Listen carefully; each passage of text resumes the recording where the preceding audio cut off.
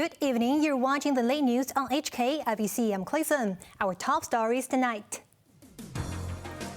The securities watchdog puts out an alert list of suspicious virtual asset trading platforms.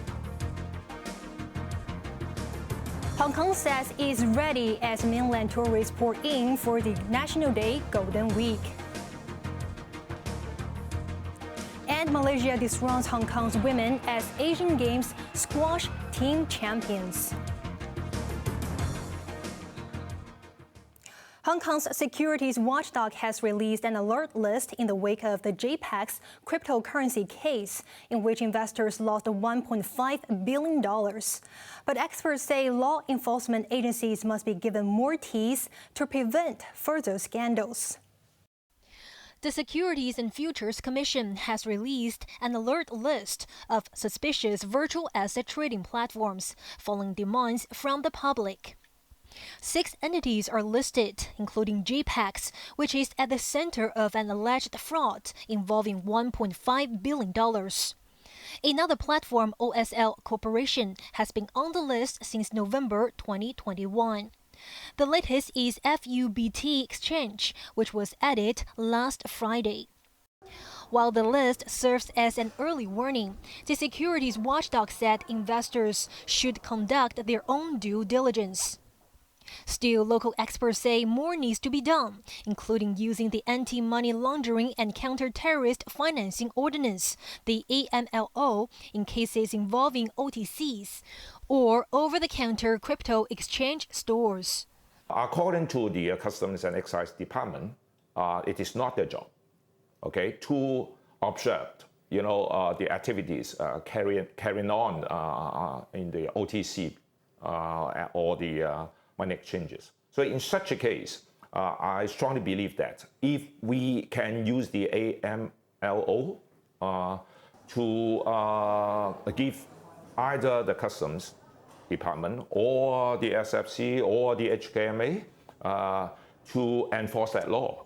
So that whenever there are money flow in and out of the system, there must be a record. If there's a record, there's a sensor in the system so that they can take earlier action or the right measurement to respond to this incident. Technology lawyer Joshua Chu, who is representing some victims, said there's a chance of recouping some losses, but cross-jurisdiction law enforcement is needed.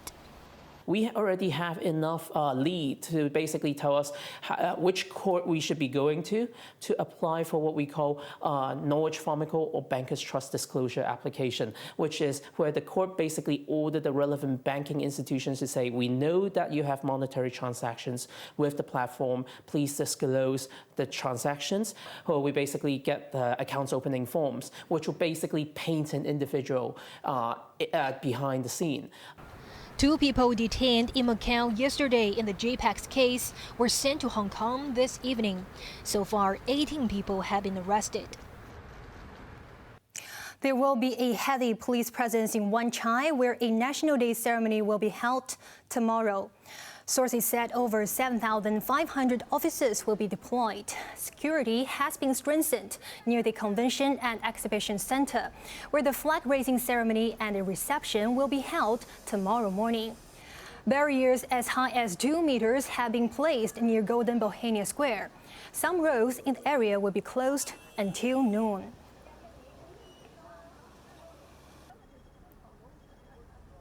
The government is confident it has done enough to ensure that visitors have a pleasant experience.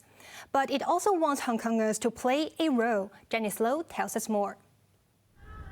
In the first Golden Week holiday since Beijing ended its zero-COVID policy, 1 million mainland visitors are expected to flock to Hong Kong over the 8-day break. Taking to the airwaves this morning, Tourism Chief Kevin Young said the government is expecting over 700 tour groups to head to the SAR during the holiday. The tour groups comprise only 5% of mainland arrivals. The rest are traveling on their own. Young assured that all preparatory work has been completed to welcome them. The tourism minister admitted that there might be uncontrollable factors, but expressed confidence that visitors will have a pleasant stay in the city. As To Kwa Wan is popular with tour groups, the government has held discussions with tour agencies to improve arrangements. Young said the authorities will minimize inconvenience to residents, but hoped that they would be accommodating too. The tourism board recently collaborated with the Mainland social media platform to promote 5 in-depth tour itineraries online. Young said the post gained 200 million views. He added that while the city will continue promoting itself, Hong Kongers will have to play their part. Janice Low, HKIBC. A court has denied bail to a contractor who was charged with manslaughter over the deaths of 2 workers in a confined working space.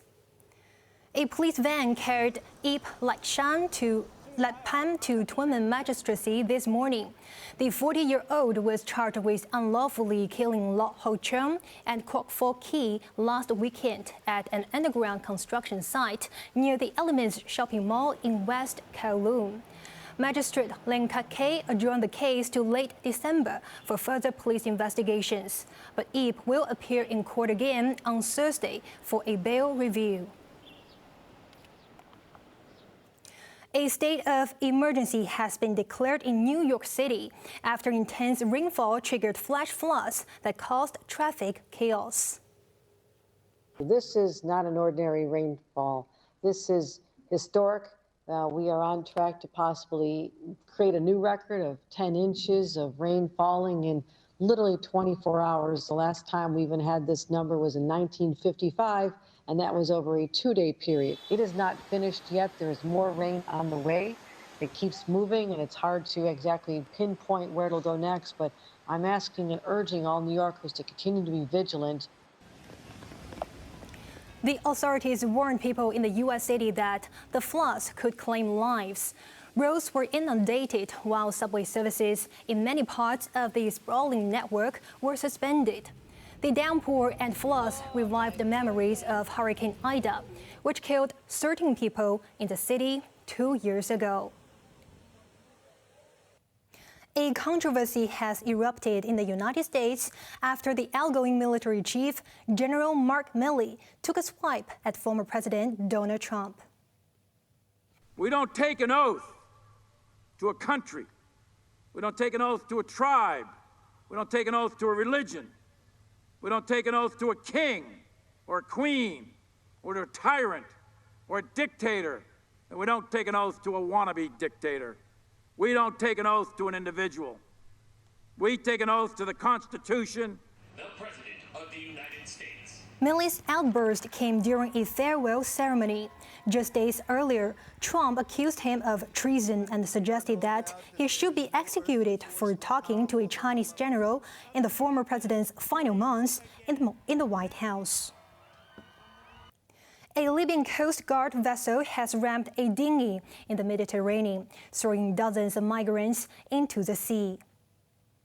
The incident happened off the coast of Libya as the migrants were trying to reach Europe. There were about 50 people on board the dinghy. Most managed to swim to a larger Libyan Coast Guard vessel. It's not known if there were any casualties or what happened to the migrants picked up from the sea. There's concern that they will be punished in Libya. China's factory activity expanded in September for the first time in 6 months, in another indication of the mainland's economic recovery. The official Manufacturing Purchasing Managers Index rose half a point to 50.2 this month. Another sign of a rebound came with the non-manufacturing index rising to 51.7. Data released earlier this month showed a surge in factory output and retail sales, and an improvement in trade. But a debt crisis in China's property sector is casting a cloud over the encouraging signals.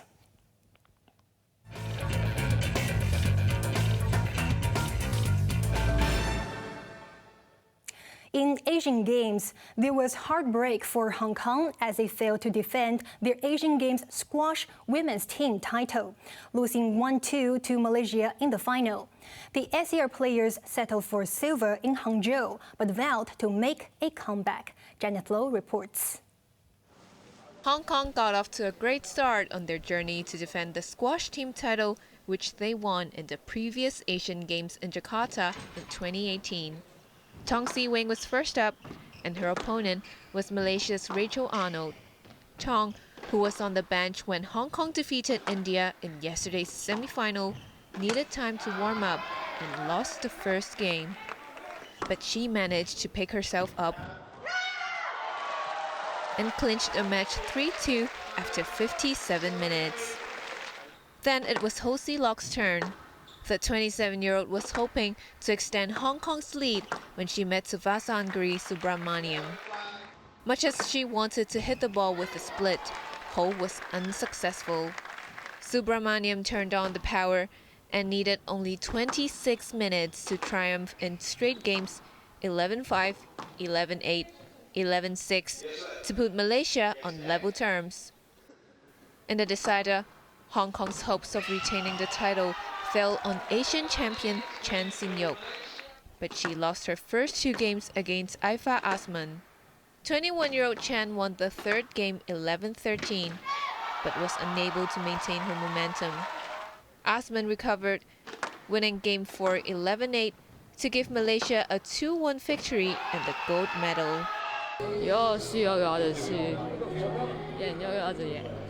Chen admitted that she wasn't playing at her best, saying she was under more pressure after losing the first two games. Teammate Ho was emotional, but said today's setback made the players more determined to make a comeback. Janice Low, HKIBC. Hong Kong table tennis stars Ho Kwon-kit and Wang Chun-ting have failed to advance to the semifinals in Hangzhou. The SCR duo were under pressure all the way as they lost to China's Fan Zhendong and Wang Chu-qing. Fan and Wang swept the first game 11-2. The Hong Kong pair improved in the next two games, but were unable to defeat their mainland opponents, who won the quarterfinal 3-0. Two Hong Kong athletes have reached the final in the women's 100 meters hurdles and the men's long jump. Janice Low reports. Hong Kong athlete Vera Loy was in a good mood before the 100 meters hurdles hit kicked off, as she eyed a place in the final. The bronze medalist in the Jakarta Games was in the middle as the race progressed. China's Wu Yanni picked up pace and crossed the finish line first. Loy was fourth, clocking in at 13.24 seconds to reach the final. In men's long jump, each competitor has 3 attempts, and only 12 out of 19 would reach the final. 3-time Asian Games participant Theophilus Chen registered 7.54 meters in the first jump and reached the final after placing 10th overall. In the women's triathlon final, Hong Kong's Bailey Brown was 4th in the 1500-meter swim. In the bicycle race, she was 2nd at the 13-kilometer mark before falling to 3rd. Following the 10 kilometers run, Brown finished 6th overall after 2 hours, 4 minutes and 28 seconds. Janice Low, HKIBC. Hong Kong's Vanessa Wang finished just short of the top 5 in the 10,000-meter point elimination race in roller skating. Wang, wearing a red and white shirt, had stayed in the middle during the 50-lap race. In the last Asian Games, she was knocked out after colliding with an opponent in the 20,000-meter event. This time, Wang fought all the way but finished 6th. 18-year-old Shi Peiyu from Chinese Taipei won the gold with 21 points. Teammate Yang Ho Chen took silver, and South Korea's Yu Garim was 3rd. From Hangzhou to Lyon and the Rugby World Cup. New Zealand have demolished Italy as they bounced back from their opening day defeat at the hands of hosts France. The mighty All Blacks needed 6 minutes to settle down before going on the rampage, with Will Jordan scoring a try after collecting a perfect pass. New Zealand cuts through the Italian defense like butter as Aaron Smith ran through for a try to give his side a commanding lead at halftime. In the second half, the Italian defense melted away as the All Blacks kept scoring. They won 96-17, and their place in the quarterfinals will be confirmed if they beat Uruguay next week. That's all the news for Saturday. Thank you for watching HKIBC. I'm Chloe Feng. Good night.